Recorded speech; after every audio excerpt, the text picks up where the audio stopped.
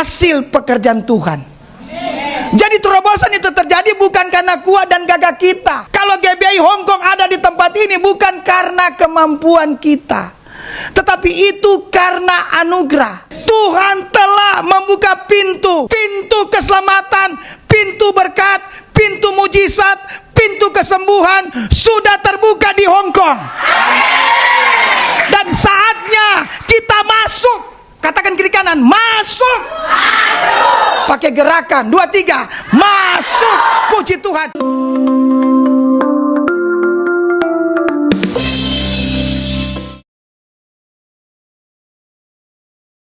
Shalom semuanya. Puji Tuhan. Lu kaget jadi. Ya, aku cuma kalau tadi Bapak Gembala dari Bapak Pendeta Ferry dari My Home, kalau aku dari Lembah Pujian Ministry. Jadi aku ini sekarang tuh sedang bekerja. Puji Tuhan, aku juga bekerjanya itu sekarang lagi di Singapura. Jadi aku sama-sama kayak kalian semua merantau dari Indonesia ke luar negeri juga. Tapi aku di Singapura bukan di Hong Kong. Iya, puji Tuhan, yang mau aku saksiin adalah aku di Singapura tuh udah lumayan lama, sekitar 7 tahun. Jadi 3 tahun aku kuliah dan sampai aku bekerja 3 tahun lagi di Singapura. Yang mau aku saksiin adalah sebenarnya aku tuh nggak punya apa-apa juga, mau papa aku juga nggak, kemampuan tuh nggak ada gitu untuk sekolahin anak ke Singapura gitu. Sedangkan Singapura itu kita tahu juga mahal ya, sama kayak Hong Kong lah ya, mahal ya di sini.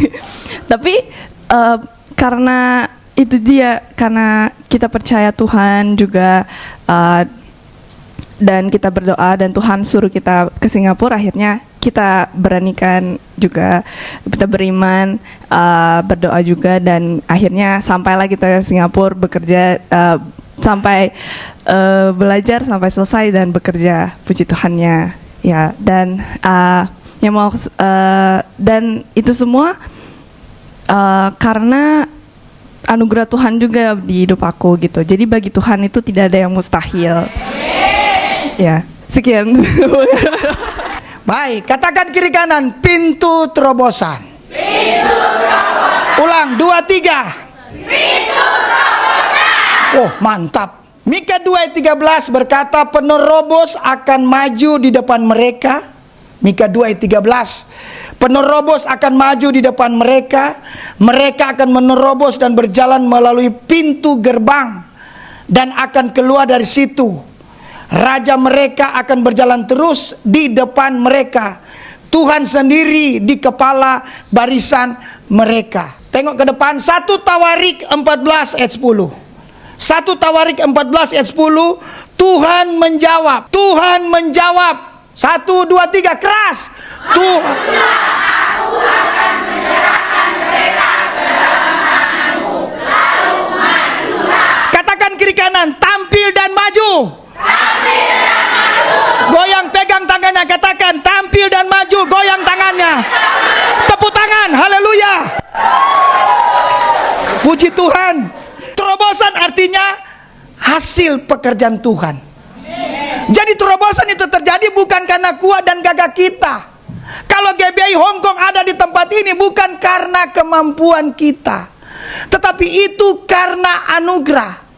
Tuhan telah membuka pintu keselamatan, pintu berkat, pintu mujizat, pintu kesembuhan sudah terbuka di Hong Kong.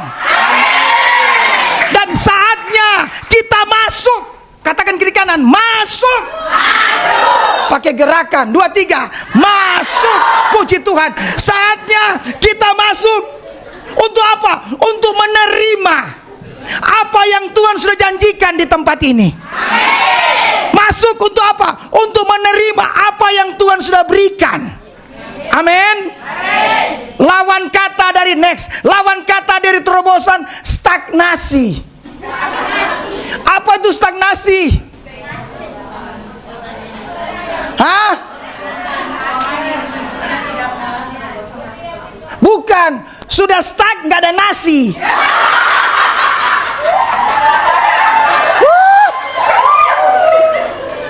Pak Gem, waktu di pesawat, taulah saya ini Pak Gem, mau kemanapun selalu cari rice, nasi. 1 hari penuh mie terus, sampai belas perutku. Baru aku tahu saya dalam kondisi di pesawat sedang mengalami stagnasi. Sudah stuck, nggak ada nasi. Ya, hati-hati Bapak Ibu Saudara, jangan sampai kita terjebak di stagnasi ini, yaitu orang yang hidupnya tidak mengalami terobosan, ya, tapi kefrustrasian. Mengapa? Karena ia seperti katak dalam tempurung, di mana area hidupnya hanya di situ saja dan terputar-putar. Padahal kalau kita lihat bangsa Israel, ya, untuk masuk ke Kanaan hanya waktu 2 minggu, tapi Tuhan izinkan. Supaya apa? Supaya mereka itu siap menerima apa yang Tuhan sudah berikan. Kanaan itu kan sudah janji Tuhan. Ada amin. Kanaan itu kan sudah janji Tuhan. Ya, diperhatikan. Yang generasi masuk dari Mesir itu mati semua di padang gurun. Tapi tetap janji Tuhan tidak berubah. Tetap janji Tuhan itu tidak berubah. Di padang gurun di situ ada persungutan, ada keras kepala. Padahal kepala tidak pernah keras. Tolong, banyak yang memberontak di padang gurun, tapi tetap saja janji Tuhan itu Kanaan. Hari-hari ini saudara sedang mengalami apa? Frustrasi, ya, dan seterusnya. Tetapi janji Tuhan tidak pernah berubah. Apa yang Tuhan sudah janjikan kepadamu, pegang janji Tuhan. Karena kita didasari oleh janji Tuhan. Apapun keadaan, musim apapun itu, tetap janji Tuhan itu digenapi. Karena itu kita harus mengalami terobosan yang baru. Amin.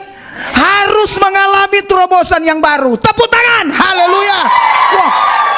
Kunci untuk mengalami terobosan tadi judulnya tampil dan maju. Artinya bagian kita melangkah, bagian kita bertindak. Rindu mengalami kuasa kebangkitan Kristus? Amin. Tolong tengok saya karena saya begitu ganteng ini. Saksi pertama yang melihat Yesus bangkit itu Maria Magdalena.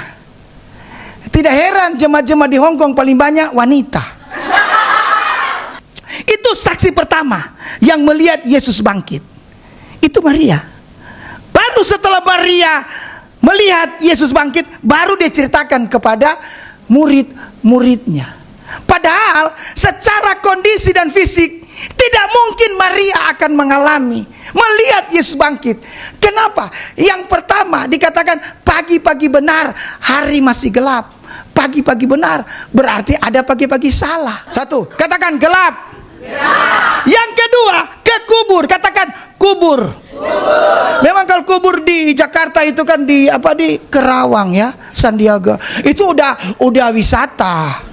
Tapi kalau kubur-kubur yang dulu itu identik dengan apa? Ketakutan. Bapak Ibu, waktu saya berasal dari Manado, waktu kami tinggal itu rumah kami dekat kubur. Saya ulangi, rumah kami dekat kubur, bukan di kubur dekat kubur. Saya tahu betul kalau keluar rumah, kalau pagi siang sore masih aman. Tapi kalau keluar malam atau mau masuk ke rumah malam, itu sudah merinding rumah iramaku. Ketakutan. Yang ketiga, batu. Jadi kita tahu semua kan, kita udah baca Alkitab bahwa kubur Yesus ditutup dengan batu. Jadi buat apa Maria pergi ke kubur? Kenapa? Karena ditutup dengan batu. Setuju ya? Maria itu wanita? Setuju? Kalau Mario laki-laki, setuju kan? Jadi tidak mudah untuk dia dorong. Makanya tengok kaki saya. Makanya di pasal yang lain Maria bersama dengan teman-teman ngomong begini, bicara begini. Siapa yang mau dorong tuh batu? Ngomong siapa yang mau dorong tapi jalan. Ulangi, siapa yang mau dorong tuh batu? Ngomong begitu tapi sudah sampai. Apa yang terjadi ketika melangkah, ketika bertindak, walaupun ada rasa takut dan gelap, tapi karena melangkah, karena bertindak, karena maju, batu sudah terguling. Tepuk tangan. Ini maksudnya terobosan terjadi ketika kita tampil dan maju. Maksudnya apa? Bertindak dengan iman. Ingat, musuh bebuyutan dari iman logika. Karena logika lebih condong kepada apa sih? Mengapa sih? Sisi. Habis sisi sosis. Itu logika. Ya kan? Tetapi kalau kita melangkah dengan iman, itu yang Alkitab katakan, berbahagialah kita sekalipun belum melihat tetapi percaya. Amin. Angkat tangan. Bagi Tuhan tak ada. Haleluya. Bagi Tuhan tak ada yang tak mungkin. Apa? Mujizatnya disediakan bagiku. Ku diangkat dan dipulihkan. Terobosan terjadi di tempat ini.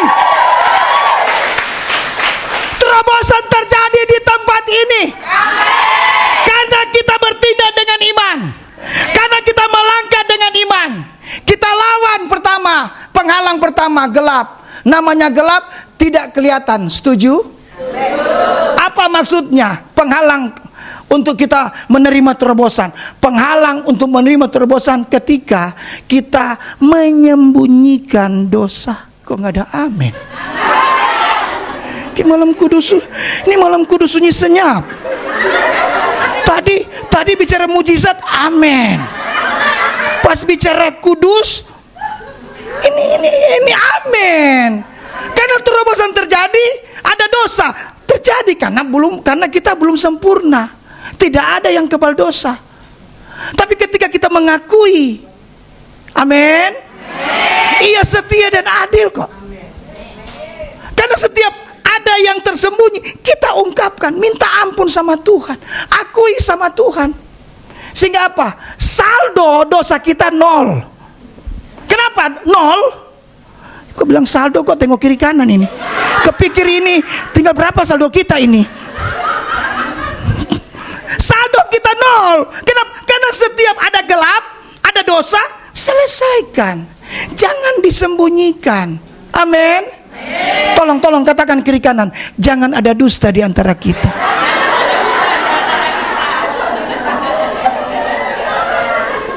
Ya kan? Kelihatan senyum, cium pipi kiri, pipi kanan, dalam hati cakar sih. Pagam, pasti jemaatmu ini semakin dewasa ya. Amin. Ya, jadi jangan ada yang disembunyikan. Itu penghalang terobosan. Akui sama Tuhan. Katakan, kata kunci, kudus. Udah. Mantap, katakan, kudus. Jadi akui, jangan ada kegelapan dalam hidup kita. Apakah di keluarga dan seterusnya. Apalagi pelayanan. Karena Tuhan lebih kepada sikap hati daripada penampilan. Penampilan oke punya, tapi itu hati kotor. Kedua, lihat tuh Maria. Ya, kubur. Rasa takut apapun itu bisa terjadi. Tetapi Alkitab katakan, iblis sudah dikalahkan. Amen. Karena itu, ingat pesan Tuhan lewat gembala kita, patahkan intimidasi, patahkan rasa takut dengan kuasa firman Allah. Amen. Tepuk tangan, patahkan. Takut apapun dalam nama Yesus. Amin. Dengan kuasa firman Allah. Ketiga, batu itu penghalang. Batu itu 3 hal. Pertama dengar batu apa? Keras. Setuju batu itu keras? Kalau nggak setuju tolong ambilkan saya batu. Tak lempar tuh kepala. Apa nak benjol? Kedua, batu itu tajam. Betul tajam? Keras. Tajam. 3, berat. Mantap. Berat batu itu. Kenapa tadi saya katakan Maria itu wanita? Karena kan Maria ini dimaksudkan di Alkitab ini bukan Maria yang ada di Lampung, atlet angkat besi. Ini Maria biasa ini.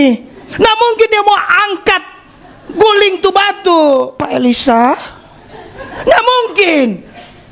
Karena dia wanita. Tetapi karena melangkah, bertindak. Ini pesan Tuhan.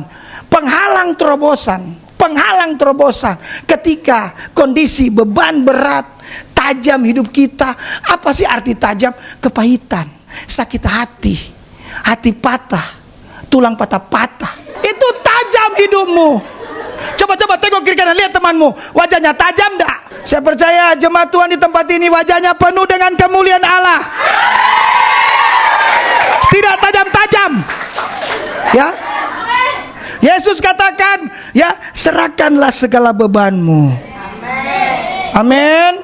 Sehingga apa? Jiwamu tenang. Kenapa jiwanya nggak tenang? Karena pegang terus tuh batu, pegang terus tuh kepahitan, pegang terus tuh beban.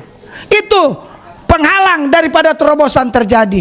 Rindu alami terobosan terjadi? Amen. Tepuk tangan, haleluya. Arti tampil dan maju. Yang pertama, katakan kiri kanan, fokus pada hadirat Tuhan.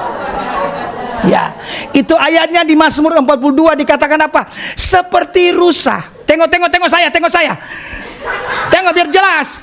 Rusa itu, perhatikan, ketika dikejar musuh, apa? Dia lari. Kalau lari itu ke belakang atau maju? Kalau begini apa namanya? Kalau begini apa namanya? Oke. Berarti kan rusa itu lari, maju ke depan kan? Yang menarik dari rusa, ketika dia ketemu air, dia itu langsung minum. Sebab kalau dia langsung minum, bau rusa, keringat rusa masih bisa dilacak oleh musuh. Tetapi rusa ketika dia lihat air, dia masuk ke dalaman air. Dia masuk. Baru dia minum. Baru dia keluar. Sehingga keringat rusa tidak bisa dilacak oleh musuh. Satu.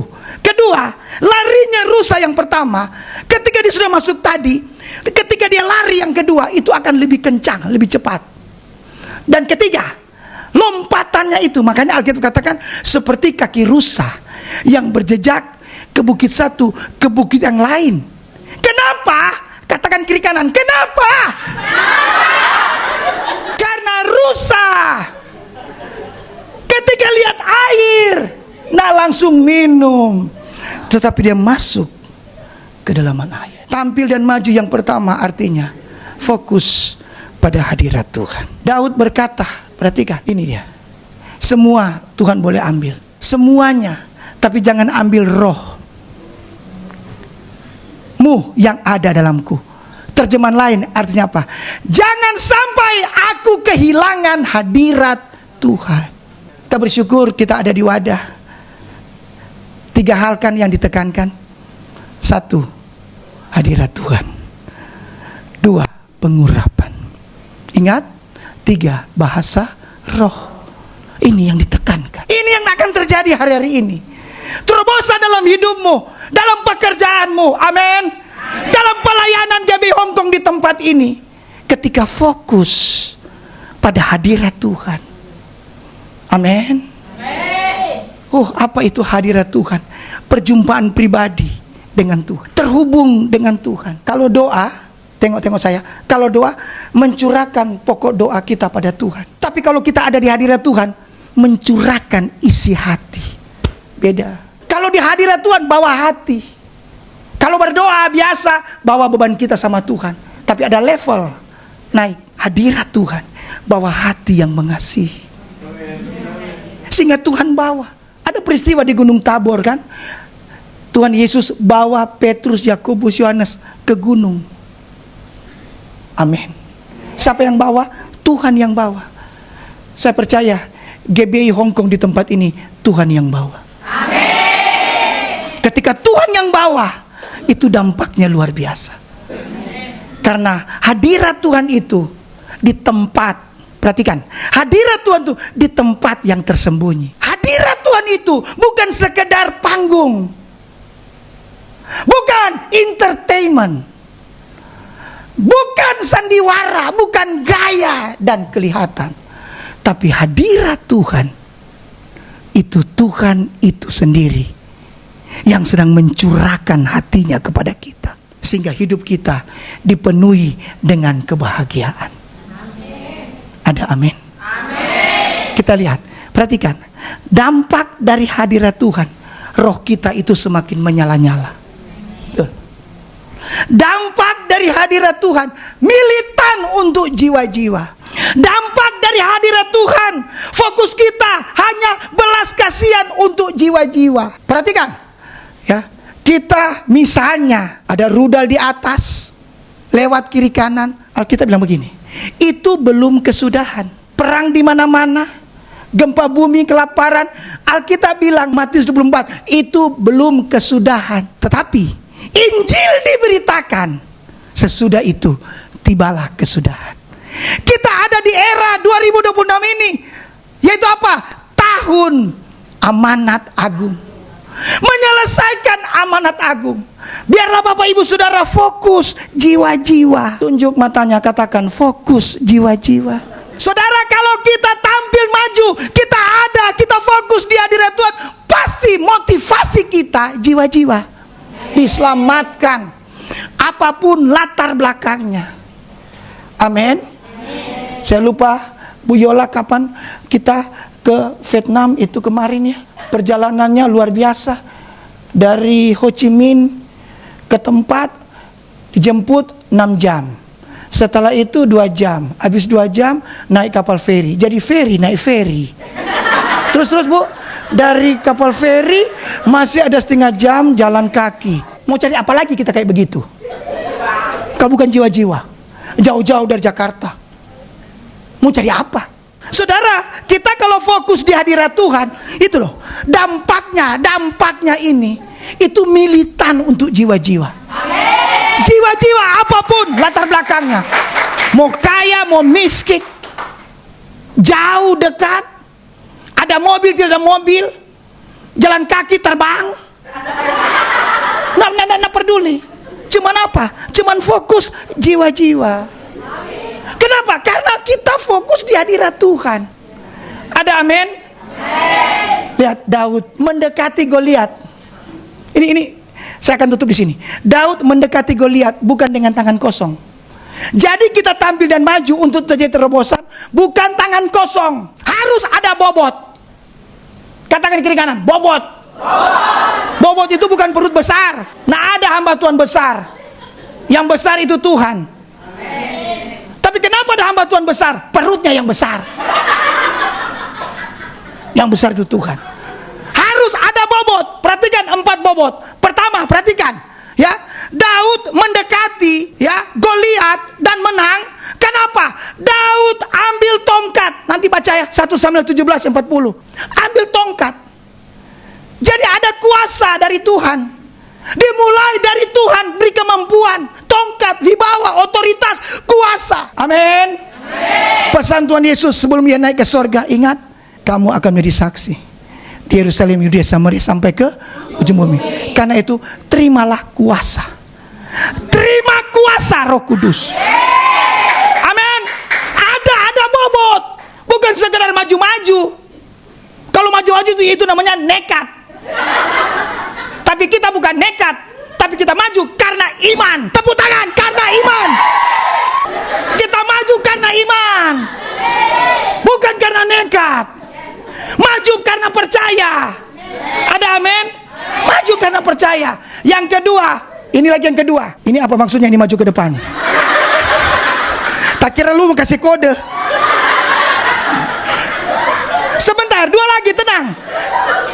Jangan hilang ini. Yang kedua, dipilih batu yang licin.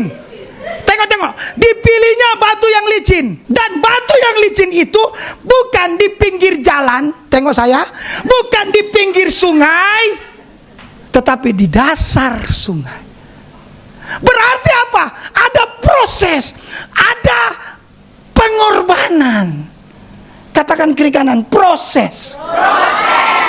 Saya lihat muka saudara, muka proses. Tolong selama diproses Tuhan jangan protes. Katakan kiri kanan, selama diproses jangan protes. Itu dia. Jadi saudara, kita maju karena apa? Karena kemampuan, mutu rohani kita, karakter kita sudah dibentuk. Betul. Berapa banyak ketika menang dan sebagainya, sombongnya luar biasa. Karena apa? Karena tidak melewati dasar sungai ini.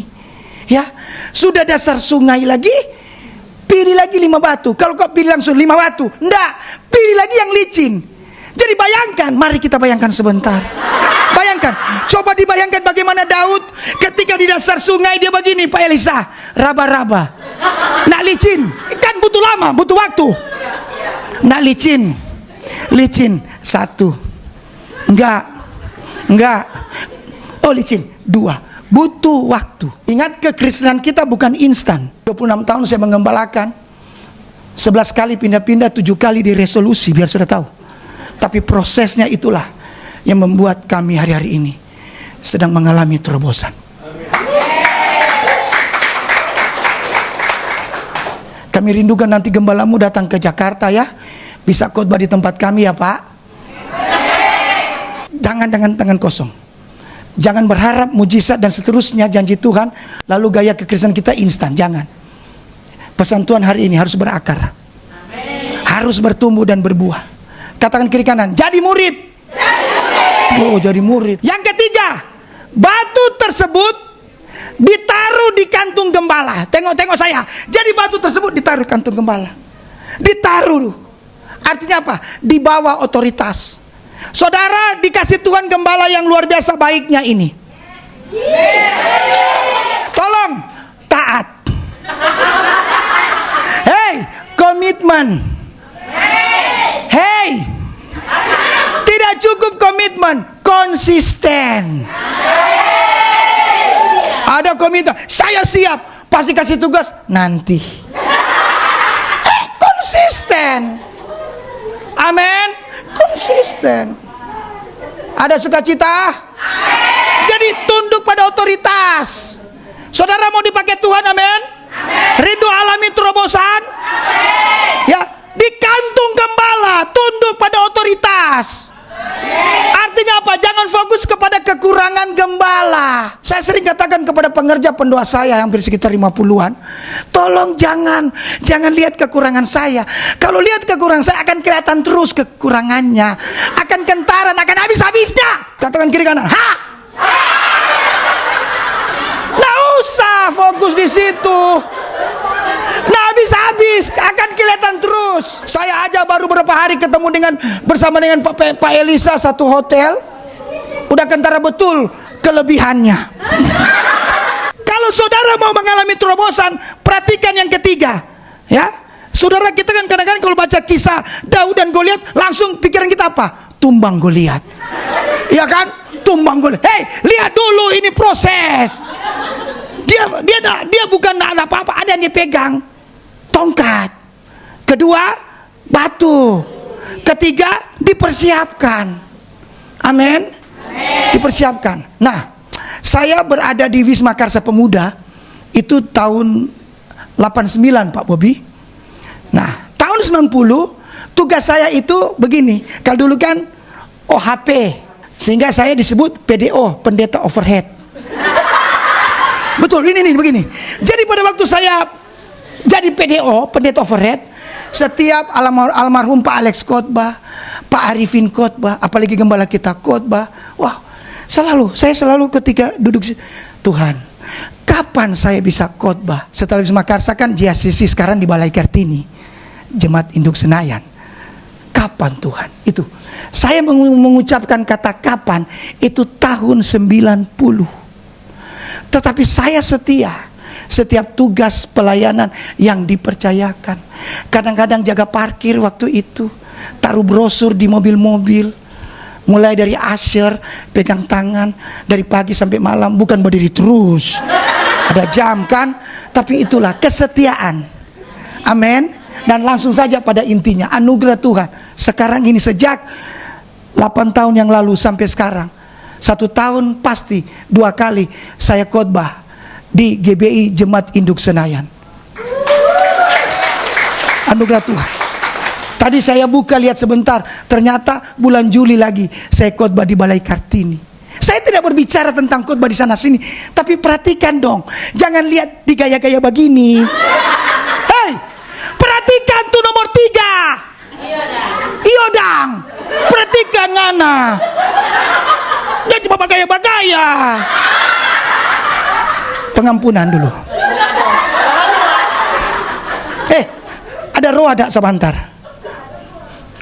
Jadi saudara, tolong diperhatikan. Amin. Dan terakhir, umbannya dipegang di tangannya. Amin. Ya kan? Ingat tadi itu begini kan? Baik, saya akan tutup dengan satu contoh yang akurat, sehingga kita tahu betul seperti itulah kita maju. Pak Elisa, maju ke sini. Anggaplah, perhatikan baik, ini contoh ini. Goliat my home. Daud kemerah-merahan, imut-imut, kemerah-merahan, kebiru-biruan. Tengok. Anggaplah ini diperkirakan 30 meter. Anggaplah ya. Karena kalau ini sampai 30 saya akan ke situ. Nah, Jabriol toh. 30 meter. Tengok saya. Jarak 30 meter, masih kelihatankah wajah Goliat oleh Daud? Kau ragu, tolong. Jarak 30 meter masih kelihatankah? Kelihatan. Kenapa? Karena Goliat raksasa. Karena dia raksasa, badannya besar, berarti kan kepalanya, ya. Oke, perhatikan. Sebelum maju saja sudah kelihatan. Ya, tangkap pelan-pelan. Sebelum maju saja, Daud sudah lihat kepalanya. Apalagi kalau Daud maju. Kan begitu kan? Alkitab katakan, majulah Daud. Anggaplah sudah maju 10 meter. Jawab, kelihatankah kepala Goliat oleh Daud? Karena sudah maju. Apa yang terjadi? Goliat marah kan? Goliat bilang begini, anjingkah aku ini? Begitu kan? Ketika Goliat bilang anjingkah aku ini, saya baca, Goliat ngomong anjing, kemungkinan Goliat orang Manado. Goliat marah. Dia marah. Ya kan? Dan Goliat maju Goliat. Maju. Ya, stop. Jangan undur. Goliat tidak pernah mundur waktu itu. Tengok. Lihat, perhatikan. Kepalanya besar. Ya kan? Daud maju, Goliat maju. Bagaimana kepala Goliat? Iya, semakin besar. Ada yang bertanya ketika saya ngajar kom, Pak, saya tanya, kenapa Goliat bisa dikalahkan oleh Daud? Mantap rohaninya. Daud dipakai Tuhan. Nah, itu benar sekali. Tetapi kalau kita melihat secara langsung saja, sudah berhadapan begini, udah dekat sekali, ya kan? Lempar dengan batu pun juga, tutup mata pun juga pasti kena di jidat. Kenapa? Karena begitu dekat, sangat dekat. Pesan Tuhan, tampil dan maju. Semakin kita maju, wah semakin besar masalah. Karena semakin besar kelihatan kepala Goliat. Semakin kita dekat dengan Tuhan, semakin menyala-nyala dengan Tuhan, itu semakin masalah semakin. Tapi justru dengan kita terus maju akan kena pada sasaran. Jangan dulu jatuh. Kenapa? Nanti jam ketiga mau khotbah. Jangan ada cedera. Terima kasih Pak. Saudara diberkati.